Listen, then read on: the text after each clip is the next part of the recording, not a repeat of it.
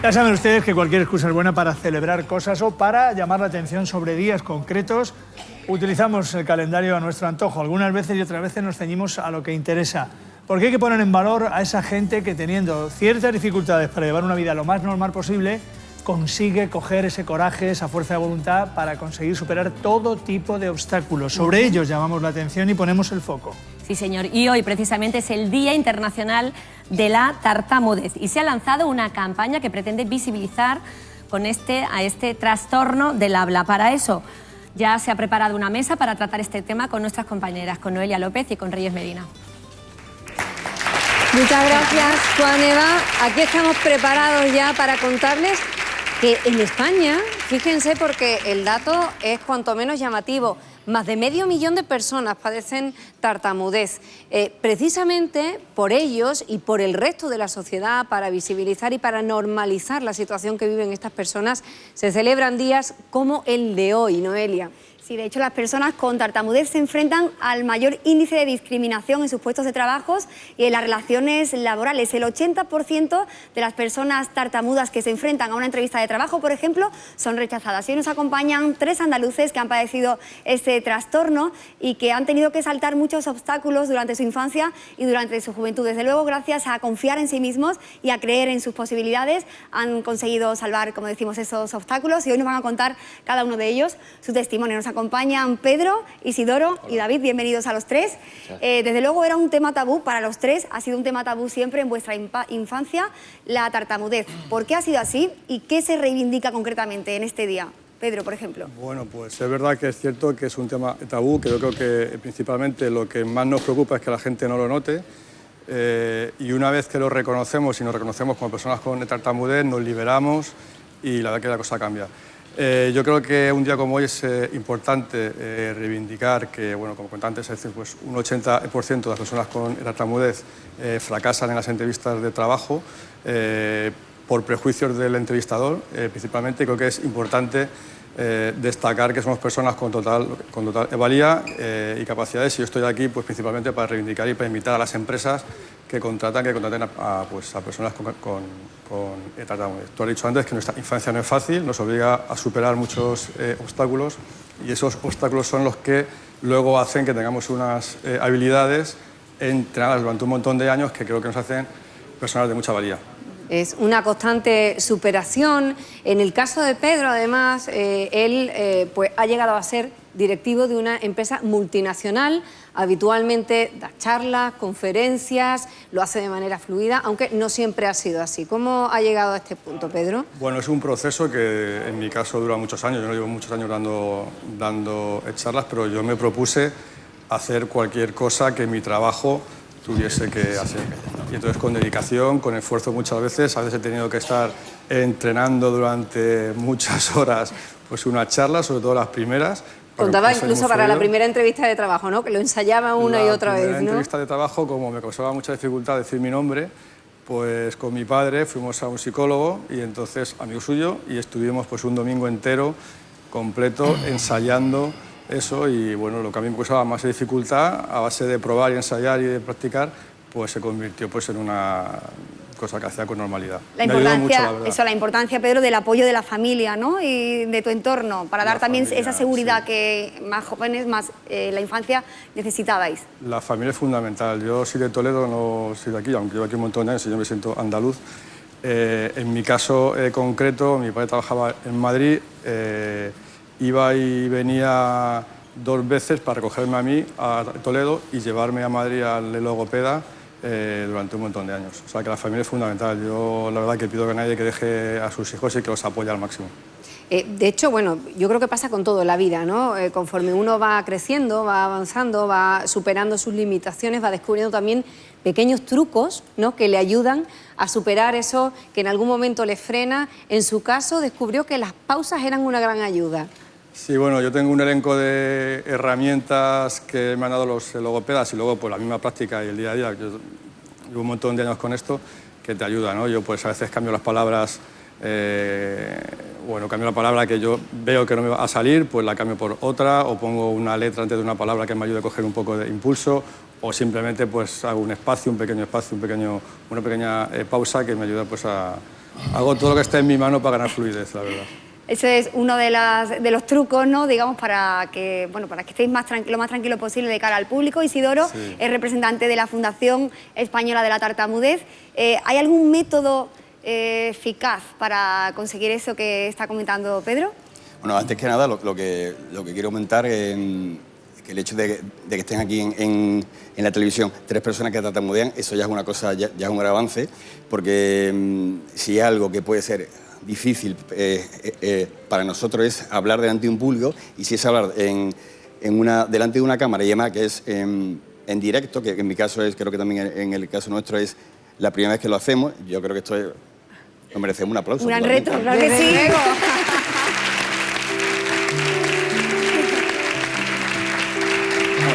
Voy a decir, por ejemplo, a tu pregunta de cuál es un poco el método o qué es lo que tenemos que hacer para cuando uno se encuentra, cuando uno tartamudea. Lo primero voy a decir que, desgraciadamente, no hay ningún método, ninguna fórmula, algo que sea realmente eficaz para superar la tartamudez. Tenemos la logopedia, que nos da unas pequeñas pautas, que quizás la logopedia en la edad infantil, cuando empiezas a hablar, sí puede ser muy efectiva, pero con el paso de los años, digamos que nos sirve como una herramienta, que es importante, pero solamente como una herramienta. Al final, lo que tienes, no hay más remedio, lo que tienes que hacer es cambiar el chip, darte cuenta que la única solución para empezar a avanzar en la tartamudez es salir del armario, bien por tu esfuerzo personal, bien por un psicólogo, bien como tú puedas encontrar, pero no tiene más remedios que ser valiente, que decirle a la sociedad que yo tartamudeo y no pasa nada. Eso es importante, la aceptación, no ya en sí el tratar de la Fundación. El mensaje que damos de la Fundación no es que tienes que ser fluido, no. Tienes que superarlo y a raíz tienes que aceptarlo, aceptarlo, y a raíz de aceptarlo ya empiezas a luchar, pero si no aceptas, te puedes olvidar de avanzar. Y me decías antes, Isidoro, es importante también la persona que tienes enfrente. ¿Cómo podemos ayudar? Porque decéis, a veces nos ponen caras cuando tartamudeamos, reaccionan de alguna forma que nos hacen aún más inseguros. ¿Qué puede hacer la gente de alrededor para ayudar? Vale, yo digo que cuando uno se encuentra con una persona que tartamudea, que tiene una tartamudez, se puede crear un momento incómodo. Eso yo entiendo que si se nos pone una cara extraña, yo creo que entra dentro de normal, ¿no? Lo mejor que se puede hacer cuando te encuentras con una persona que tartamudea, para empezar, es dejarle que hable, que termine la frase, no cortarle a mitad ni ayudarle a que siga, o sea, dejarlo que termine hasta el final, ¿vale? No decirle que se tranquilice, no decirle que respire, sino dejarlo. Y lo mejor es mantener una actitud tranquila frente a la persona que tartamudea. O sea, yo entiendo que incomoda, pero lo mejor para nosotros es no ver la cara de incomodidad. No sé si me Sí, la confianza. Perfectísimamente. Claro que sí. Es un poco, hablaba de la aceptación. seca, Aquí tenemos agua por aquí, así que le paso el vaso. Porque y mientras... esto es lo peor para una persona que tartamudea. No hay nada peor que esto. ¿No? Nada peor que esto.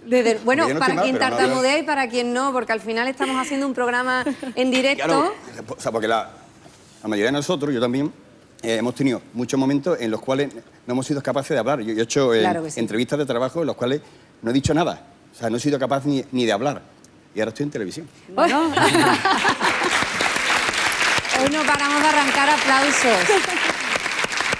Hablaba de la aceptación de uno mismo y quizás el siguiente paso tras aceptarse es aprender incluso a reírse de todas esas anécdotas que van sucediéndose, ¿no? Que a veces pueden parecer frustrantes. Nos contaba alguna de ellas, no sé si podemos compartir con el público esta tarde alguna de esas anécdotas. Sí, bueno, o sea, cuando tienes esto, como tienes muchos momentos que son graciosos cuando lo recuerdas ahora, pero cuando te ocurren no te hacen ninguna gracia, claro. Yo, una de las cosas que me ha pasado, que me han pasado muchísimas, un día el año 89-90, fui a comprar un disco de B.B. King en Sevilla Rock. Voy a comprar un disco de B.B. King, bajo la escalera en el año, y le digo había una chica, y le digo, y ella entendió algo. Y yo pensé, esta mujer cómo ha entendido B.B. King. Yo he dicho algo, pero no sé cómo. Digo, bueno, lo ha entendido. guay. Qué bien. Vuelve con el disco y yo veo, digo, ese no es el disco. Se acerca a ver y veo que es un disco como tipo de La Pantoja. Y yo tenía aquí el dinero, digo, no, ese no es. Entonces me da el disco, lo cojo, me quita el dinero y digo, dice, ¿qué? Digo, nada. Y me fui a mi casa desde el Duque hasta Nervión con el disco de La Pantoja cuando yo quería el de B.B. King. Y me sentía ¿lo puedo decir? ¿Puedo decir una palabra? El tío más gilipollas del mundo.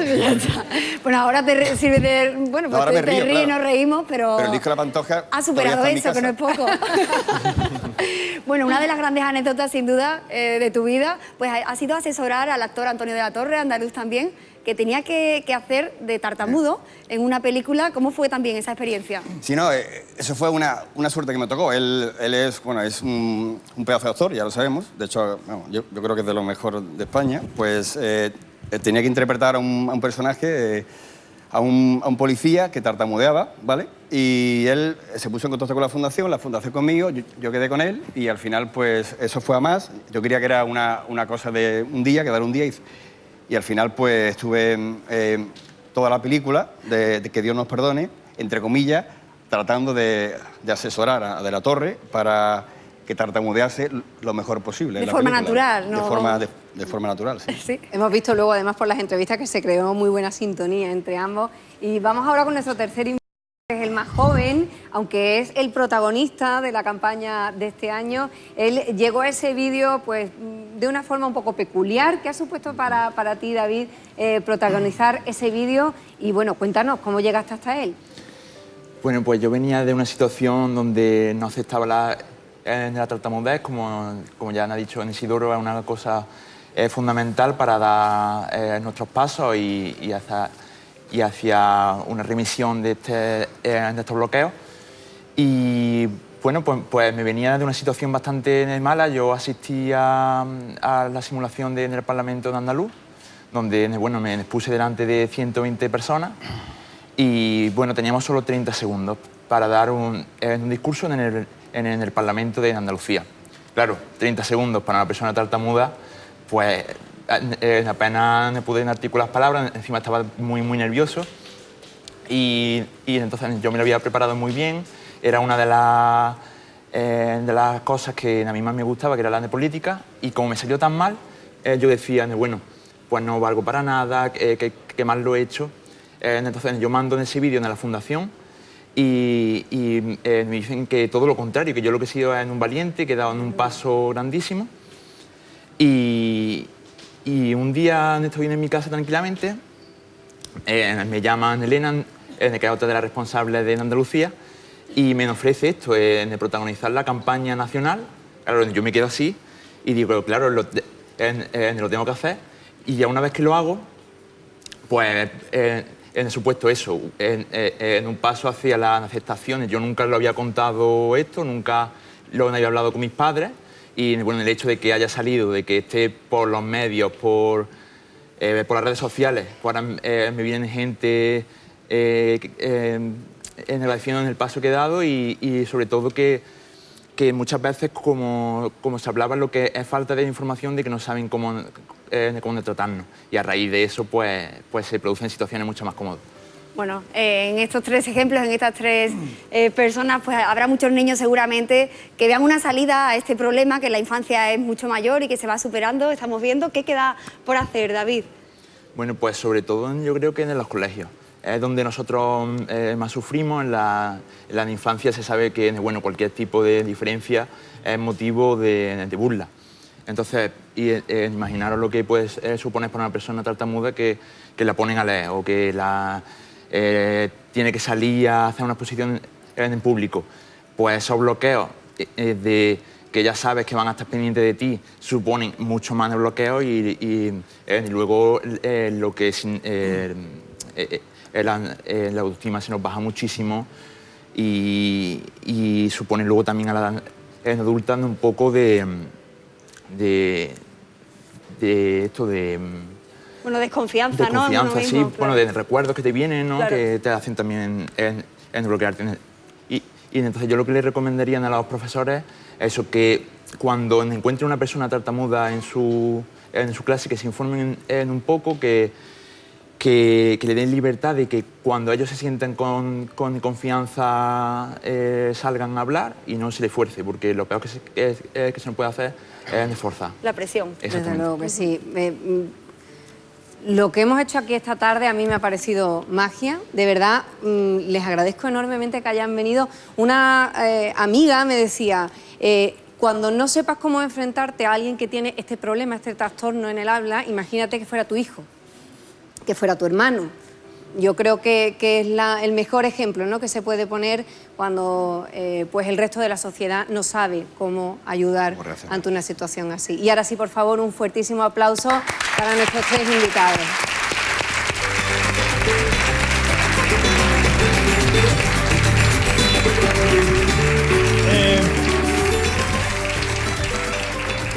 Les he estado escuchando y hay cosas que hay que reconocer. Por ejemplo, todos tendemos a ayudaros con la palabra que creemos que os falta. Cuando se atranca a alguien, tú dices blanco y te dicen no. Y ya sí que te pone nervioso tú, negro, y te dicen no. Y sigue atrancado. Y van pasando palabras, y eso es normal. Estas cosas la gente no tiene que desesperarse ni ponerse nervioso. Especialmente sensibilizados por este tema, les voy a contar por qué. Porque yo comencé en mi vida profesional con Habibi. Habibi es este compañero que tiene estos, la verdad, verdaderos problemas de dicción. No he visto a nadie recitar El lindo Don Diego, que es una obra en castellano antiguo entera de poesía, de versos, como lo hace Habibi, como lo hizo Habibi. Pero es que además esta casa, nosotros, esta productora, participó precisamente, especialmente sensibilizada con este problema, en El discurso del rey, que recorrió toda España con Roberto Álvarez, y me ha gustado especialmente tenerles aquí esta tarde. Muchas gracias. Muchas gracias. Thank you.